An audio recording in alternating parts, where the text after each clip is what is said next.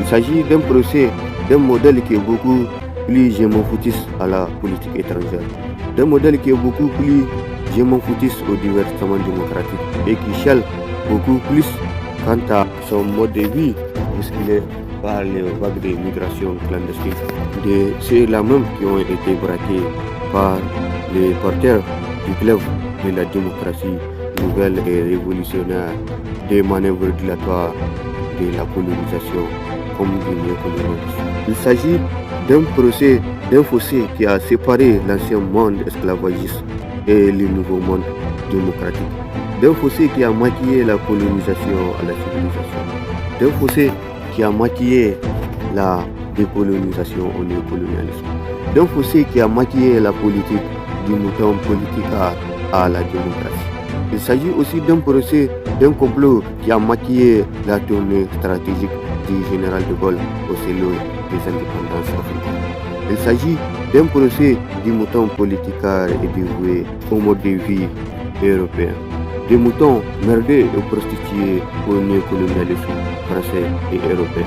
des moutons dévoués et descendants des moutons qui se sont agenouillés face au général de Gaulle au selon des indépendances de l'Afrique occidentale française.